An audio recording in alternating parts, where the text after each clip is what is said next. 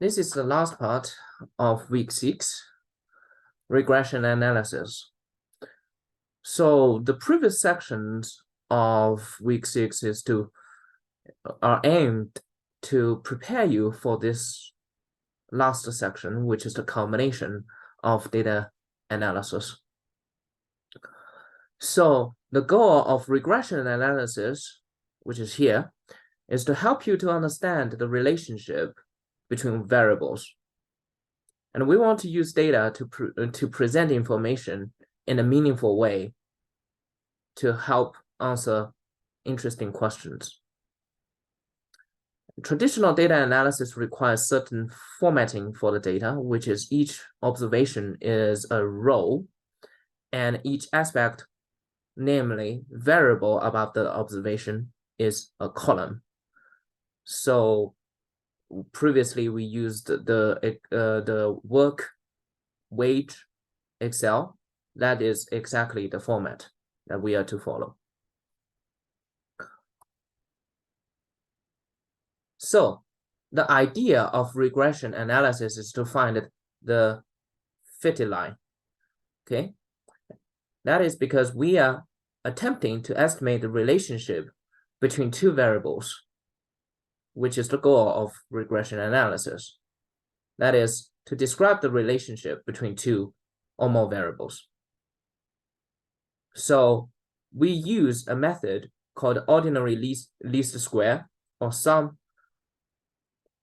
of squared errors, to estimate beta 0 hat and beta 1 hat.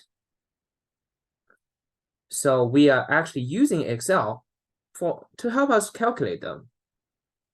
Okay. And why do we need to do that? Because we are interested in finding the population relationship, which is the bottom. Yi equals to beta 0 plus beta 1 xi plus u. Okay. And what is the purpose of that? The purpose of that is so that we can have a relationship, a linear relationship between x and y. Okay. So here we don't require you to calculate by hand, but to understand what you are doing is more important. And here I'm going to use my document camera to demonstrate to you what is going on.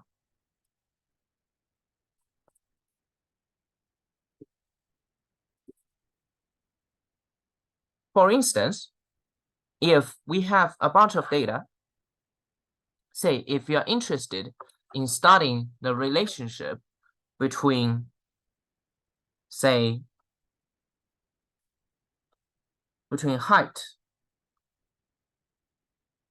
and weight. Okay, then for each data, for each person, each observation that you have,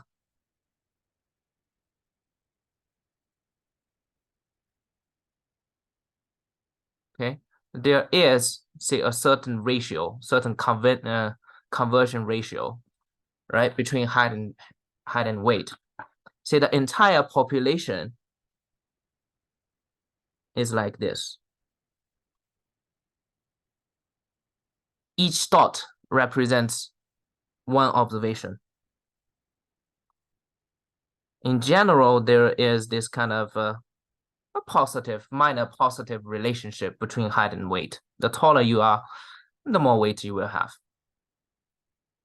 All right. So that's this. But at each height, there is a normal distribution, right? We may have thinner people, we may have heavier people, right? And the distribution at each height, say here 5 feet, and we have a normal distribution like this.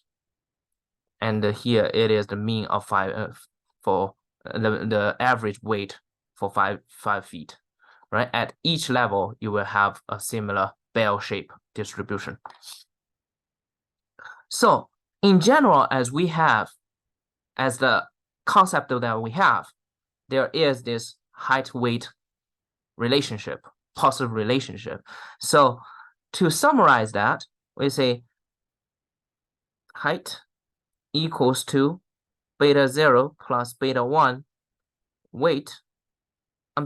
Weight equals to beta 0 plus beta 1 hat plus u.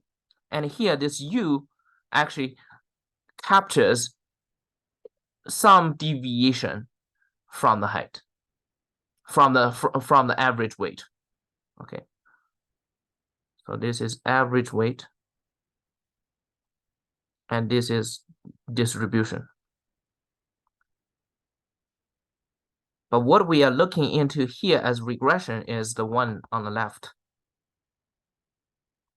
We want to depict, we are not only content with a certain, under a given height, what the distribution is. Now we are interested in the relationship between height and weight. That is captured by this regression, this linear, ordinary least square, this linear relationship. Okay, say now you gathered data from a bunch of people. We know here we would trying to talk about the population. It's like the hypothesis. We're trying to estimate for the population trend. This is population, right? However, there are certain limitations that we cannot deplete all the population, right? Because population is too large, because we have limited funding, because we don't have limited resources, unlimited resources to distribute to this gathering, because of, say, privacy law prevent us from getting certain type of data, right? Say if you only use the available data coming from NCAA, then possibly you're gonna only take this share. They are taller, and possibly they are thinner, right?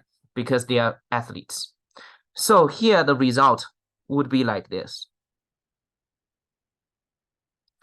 We're using this data. This comes from this data circled by red. And we have this line. And this line is we call the fitted line. Okay. Coming from these observations, this line is what you get. But the population trend that apply to general people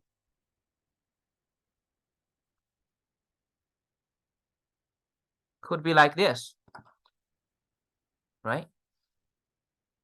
So here, the fitted line, for coming from the sample, we follow the previous habit. What do we do?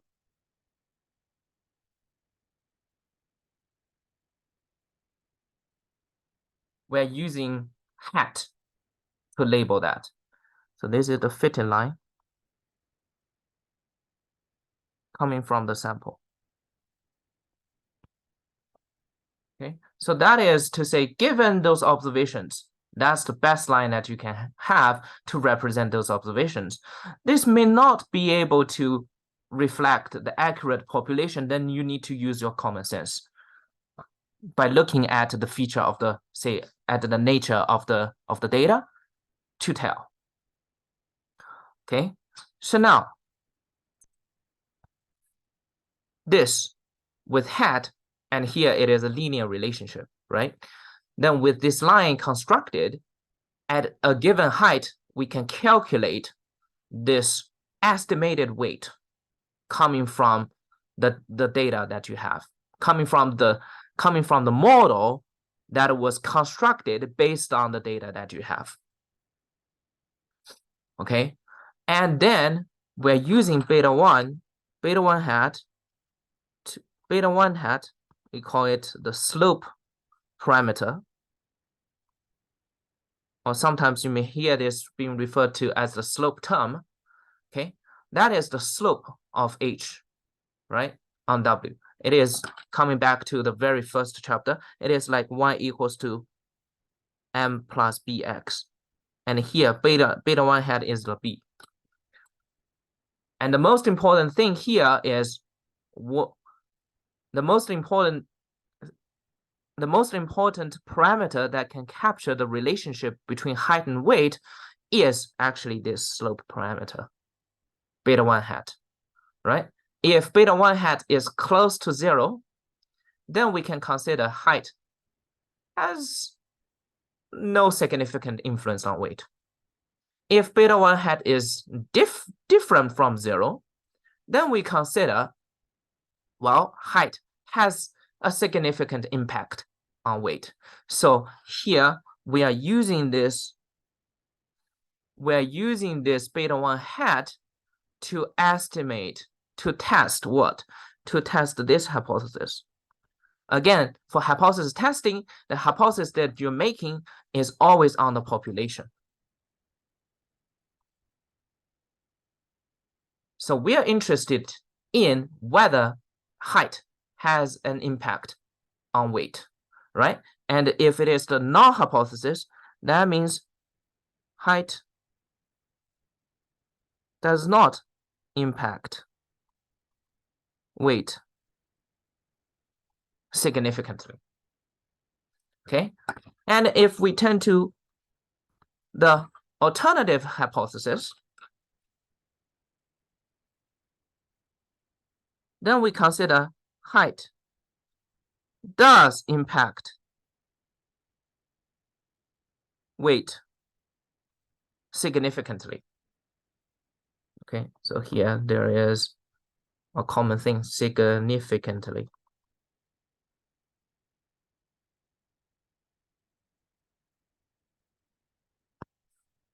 Okay, why can we use model to estimate for beta? To estimate to test the hypothesis testing. What is the basis for that? It is actually statistical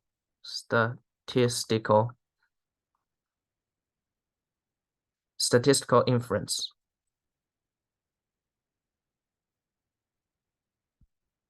Okay, your Excel will report two things. Mainly, it can report more, but the two main things that we are looking into are these two. The mean, which is beta 1 hat, and also the standard error of beta 1 hat. And here we can calculate for t-stat, which is beta 1 hat minus the hypothesis beta 1 over the standard error of beta 1 hat. And here, usually, since we are testing if height impacts weight at all, the hypothesis beta 1 usually takes the value of what? Of 0. So the t-stat in this case is just beta 1 hat over the standard error of beta 1. And with this t-stat, we can go ahead to find the p-value as well. If t-stat, and here, rule of thumb, if t-stat is big, the corresponding p-value will be small, say bigger than critical value. In this case, 1.96 for a 95% confidence level. Okay, or p-value smaller than significance level.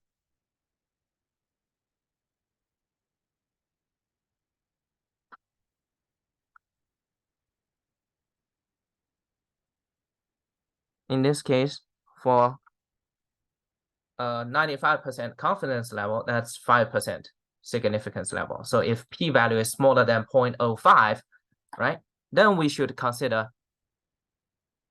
tend to H alternative. Okay, and the conclusion is height will impact weight in a significant manner.